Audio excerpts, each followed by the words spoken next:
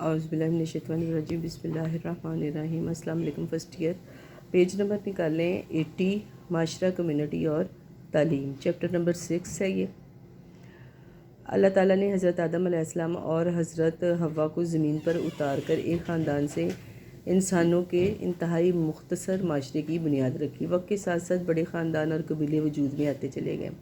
اللہ تعالیٰ نے انسانوں کو ایک بہت اچھی خاصیت یہ عطا فرمائی ہے کہ وہ ایک دوسرے کے ساتھ مل جل کر رہنا، زندگی بسر کرنا چاہتا ہے۔ انسانوں کا یہ میل جول دراصل معاشرے کی بنیاد بنتا ہے۔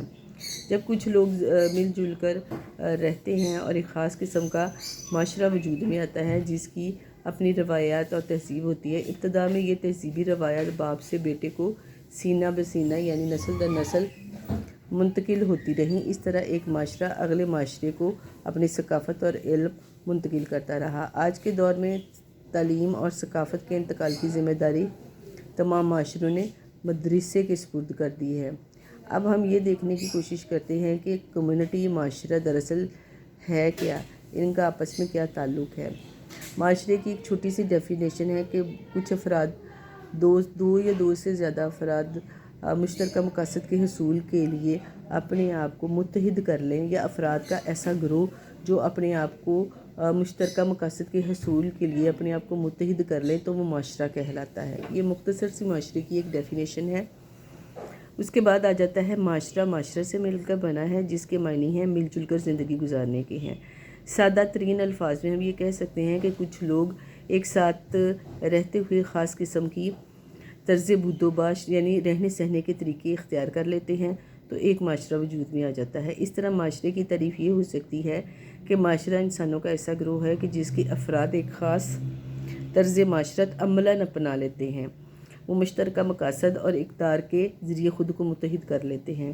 ایک اور تعریف کی روح سے معاشرے سے مراد انسانوں کا مخصوص گروہ اور بڑا گروہ ہے جس کے افراد کی ثقافت، کائنات کے بارے میں نظریہ، نیکی بدی میں تمیز، خیالات، عادات اور اقدار مشترک ہوں اور جو ان کے حصول کے لیے آپس میں تعاون بھی کریں۔ اس گروہ کے افراد میں بھی آپس میں یکجہتی اور اتحاد کا احساس پایا جاتا ہے۔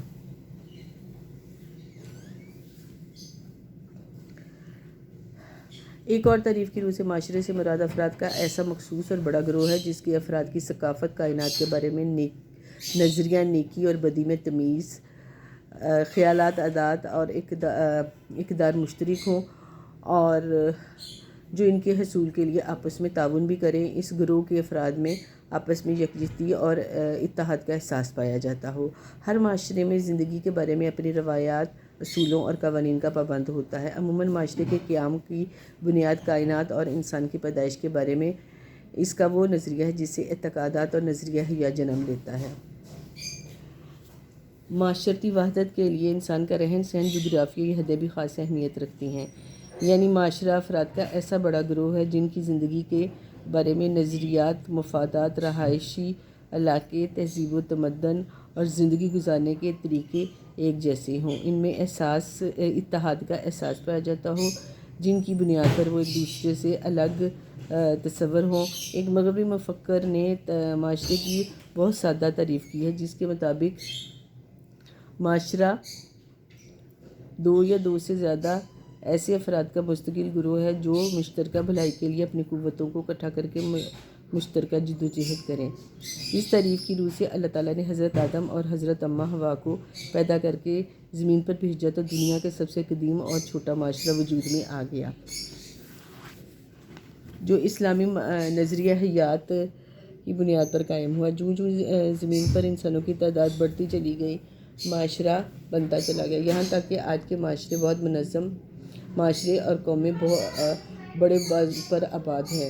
اپنے نظریہ حیات، رہن سہن اور جغرافیائی حد بندیوں کی وجہ سے مختلف ملکوں میں مختلف معاشرے وجود میں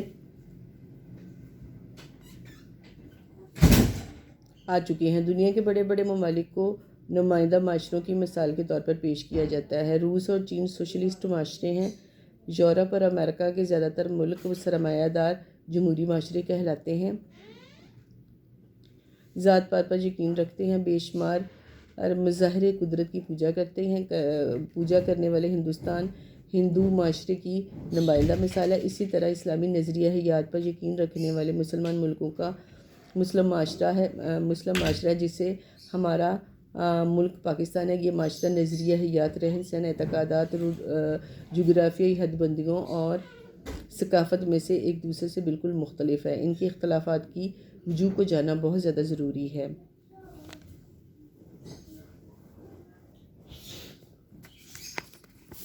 جیسا کہ ہم جانتے ہیں کہ بعض معاشروں کے خیال میں یہ کائنات خود بخود وجود میں آ گئی ہے، خود بخود چل رہی ہے.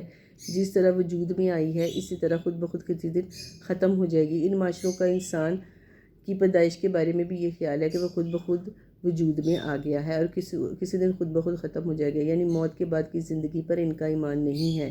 گویا معاشرہ نظریہ ارتقاء پر یقین رکھتے ہیں. دوسرے معاشرے اس کے برعکس یہ یقین رکھتے ہیں کہ انسان کو پیدا کرنے والا، کائنات کو چلانے والا خدا ہے.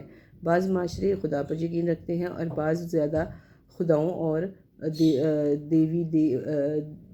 دیویوں پر یقین رکھتے ہیں، دیوتاؤں پر یقین رکھتے ہیں.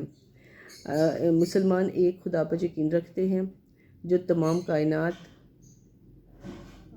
اور انسانوں کا خالق ہے، جو رحمان ہے، رحیم ہے، انسانوں کے لیے زندگی کے تمام سامان پیدا کرنے والا ہے. مسلمان اس بات پر یقین رکھتے ہیں کہ آئندہ زندگی میں تمام انسانوں کے اعمال کا احتساب ہوگا. کائنات کی تخلیق کے بارے میں اپنے نظریات کے اختلاف کی بنیاد پر مختلف معاشروں کے افراد کے اعمال، کردار اور نظریہ حیات مختلف ہیں. ان کا رہن سہن، جغرافیائی حدیں بھی ایک دوسرے سے جدا ہے. مختصراً ہم یہ کہہ سکتے ہیں ہر معاشرہ اپنے نظریہ حیات کی بنیاد پر اپنی الگ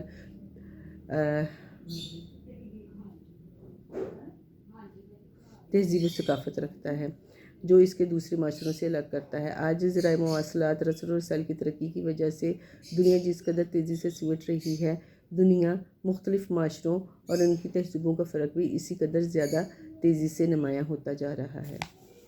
اس سے کیا ظاہر ہوتا ہے؟ اس سے ظاہر یہ ہوتا ہے کہ ہر معاشرہ جو ہے وہ دوسرے معاشرے سے جدا ہے. ہر معاشرے کی اپنی اپنی جغرافیائی حدیں ہیں اور اپنا اپنا رہن سہن کے طریقے ہیں، عبادت کے طریقے ہیں اور ان کی کوئی نہ کوئی پیچھے ان کے اس معاشرے کو وجود میں لانے کی ان کی اپنی کوئی جد و جہد ہے. لہٰذا ہم یہ نہیں کہہ سکتے کہ انسان جو ہے وہ معاشرے سے کٹ کر رہ سکتا ہے.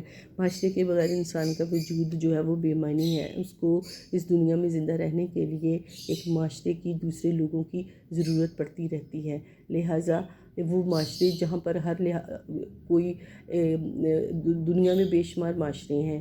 کوئی یہ خدا پر یقین رکھتا ہے تو کوئی کوئی بتوں کی پوجا کرتا ہے اور کوئی سوشلسٹ ہے کہ جن کے نزدیک مذہب نام کی کوئی چیز نہیں ہے اور کوئی سورج چاند ستاروں کی پوجا کرتے ہیں.